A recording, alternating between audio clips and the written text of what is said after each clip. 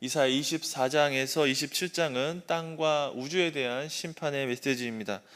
하나님께서 세상을 만드셨을 때에 처음에는 땅이 혼돈하고 공허한 상태에서 세상을 만드셨습니다.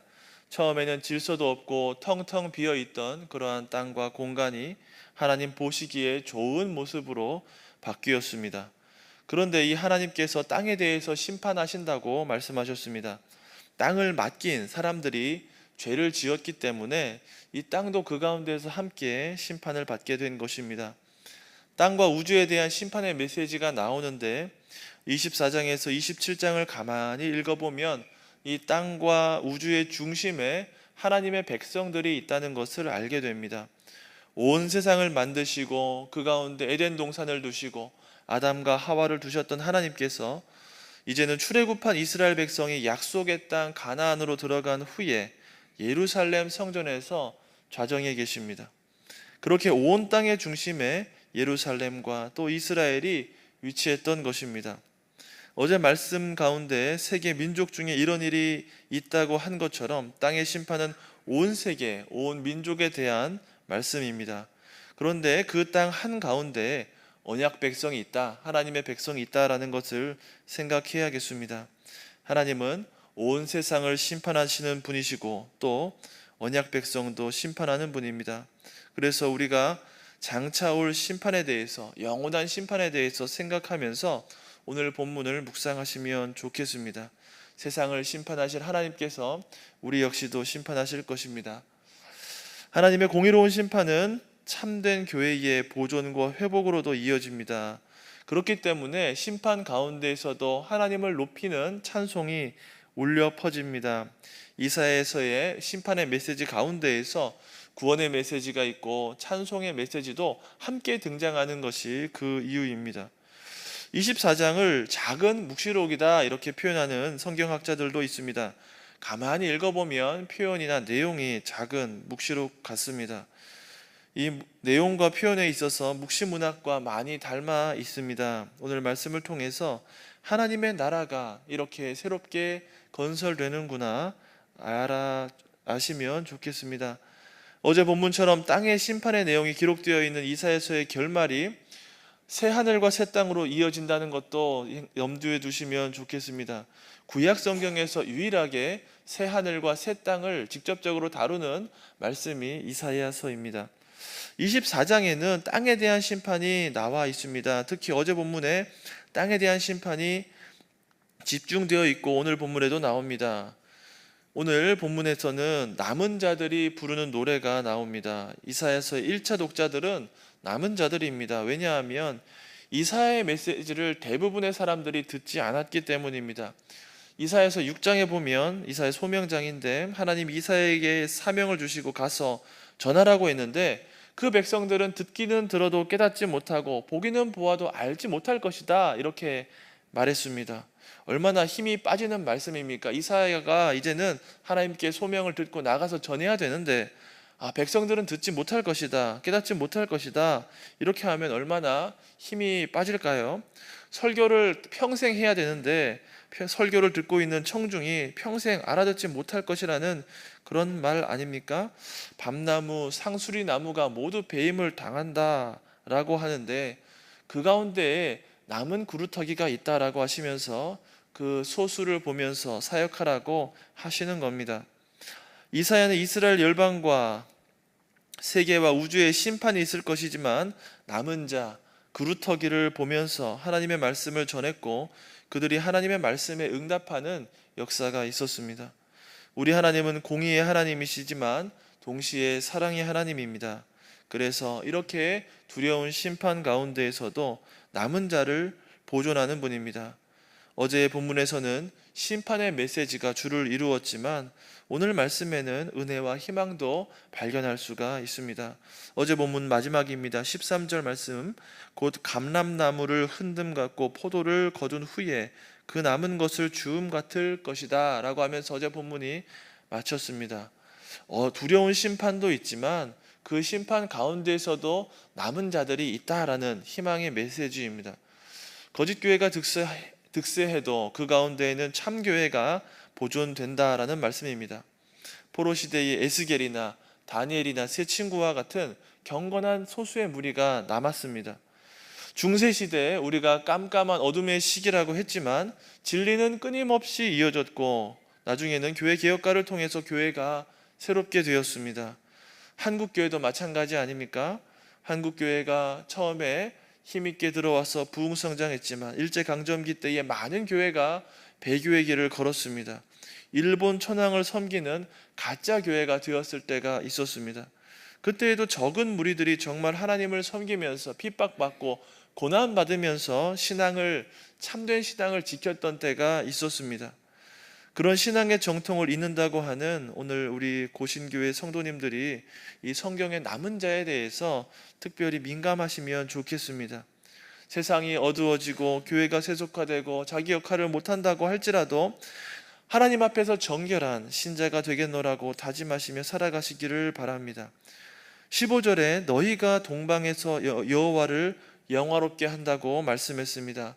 이 말씀을 좀 세밀히 살피면 좋겠습니다. 제가 어렸을 때에는 김성일 장로님이 쓴 소설을 재미있게 많이 읽었습니다. 공중의 학은 알고 있다, 홍수 이후, 아브람 이런 소설책들이 있었는데 그럴듯하고 재미가 있었습니다. 장로님이 이 소설책에서 우리 민족의 기원을 어떻게 봤냐 하면 흰옷을 입고 아라랏산을 넘는 민족들이 이 아라랏 하면서 아라랏산을 넘었는데 한민족을 이루었다 이렇게 설명하기도 했습니다. 그래서 김성일 장로님의 시점에서 보면 이 15절의 동방은 우리 민족이다 이렇게 볼 수도 있는데 좀 어렵고 위험한 해석입니다. 동방이라고 해석했는데 조금은 잘못 선택한 단어입니다. 같은 단어를 fire라고 해석한 경우가 훨씬 많습니다. 이사야 50장 11절에도 이 같은 단어를 불이다 이렇게 해석했습니다. 그래서 너희가 불 가운데서 여호와를 영화롭게 할 것이다 라고 번역하는 것이 더 좋겠습니다. 불이란 말은 여호와 하나님의 공의로운 심판을 뜻합니다. 하나님의 공의로운 심판 가운데에서도 찬송이, 신앙 고백이 나옵니다. 여호와 하나님의 이름을 높여드리는 찬송이 나옵니다. 심판 중에 이렇게 찬송하는 것이 어떻게 가능할까요? 하나님께서 행하시는 공의로운 심판을 기뻐하기 때문입니다. 이러한 심판을 긍정하는 믿음이 있기 때문에 가능한 것입니다. 예전에 다윗은 사울과 또 사울을 따르는 많은 사람들에게 핍박을 당했습니다. 예레미야는 이방인이 아니라 하나님의 백성에게 또 직분자들에게 핍박을 받았습니다. 많은 선지자들이 왕이나 제사장 혹은 백성들에게 핍박을 받았습니다. 심지어 예수님과 사도들도 유대인과 바리새인, 서기관들로부터 핍박을 받았습니다. 이럴 때에 믿음의 선진들이 하나님께 기도하기를 하나님께서 심판해 주십시오, 하나님께서 신원해 주십시오 그렇게 기도했습니다. 그리고 하나님을 믿었습니다. 심판하실 하나님을 믿고 찬송했던 것입니다. 그래서 배교한 하나님의 백성이 심판받게 되었을 때 신음하고 핍박받던 경건한 백성들이 구원을 발견하고 하나님을 찬송했던 것입니다. 하나님의 공의로운 심판이 오히려 교회를 핍박에서 건지고 보존하게 되었습니다. 그래서 공의로운 심판을 찬송하게 되었습니다. 15절 16절을 봅시다. 바다 모든 섬에서 라고 15절에 되어 있고 16절에 보면 땅끝에서부터 노래한다고 했습니다. 이 말씀은 이방 가운데서 복음을 듣고 하나님의 나라 가운데 들어오는 이들이 있다는 것을 의미합니다.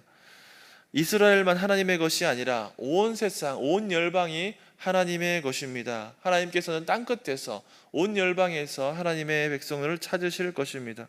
온 열방이 하나님께 돌아오게 될 것입니다. 17에서 23절은 다시 심판의 메시지입니다. 북이스라엘과 남왕국 유다에 임한 그리고 열국과 세계에 임한 심판이 기록되어 있습니다. 그런데 그것이 끝이 아닙니다. 오히려 하나님의 공의로운 심판이 참교회의 회복으로 이어지기 때문입니다. 심판도 있고 회복도 있습니다. 23절에 보면 달이 수치를 당하고 해가 부끄러워한다는 말씀이 있습니다. 왕들과 통치자들에 대한 심판입니다.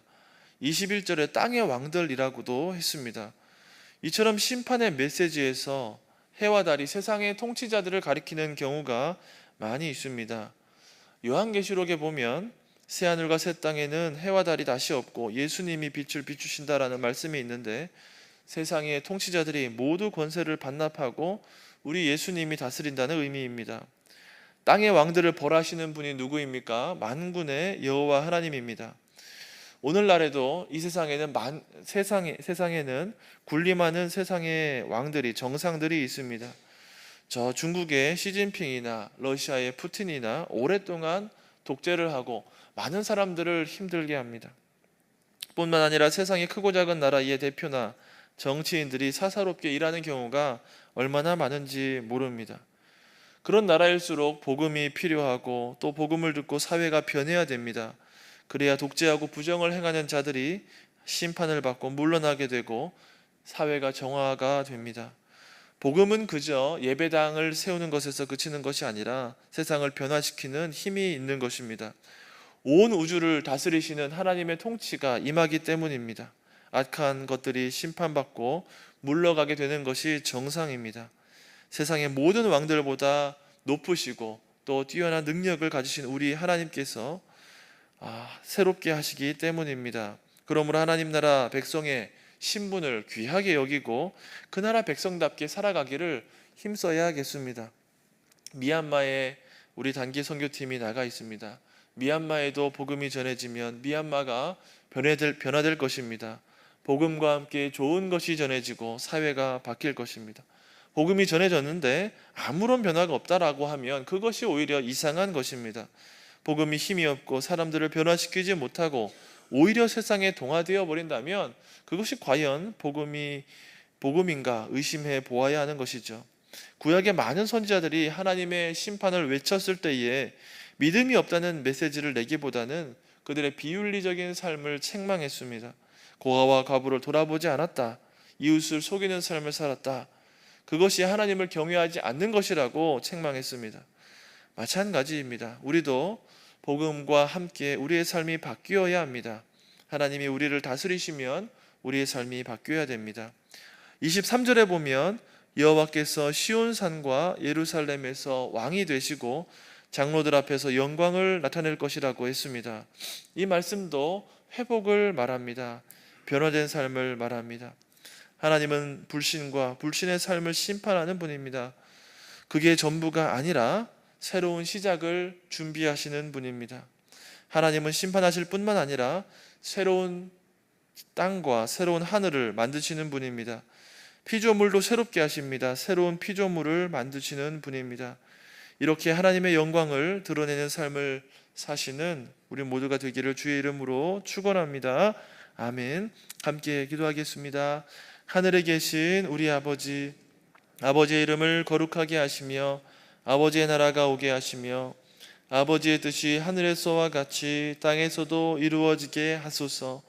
오늘 우리에게 일용할 양식을 주시고 우리가 우리에게 잘못한 사람을 용서하여 준 것 같이 우리 죄를 용서하여 주시고 우리를 시험에 빠지지 않게 하시고 악에서 구하소서. 나라와 권능과 영광이 영원히 아버지의 것입니다. 아멘.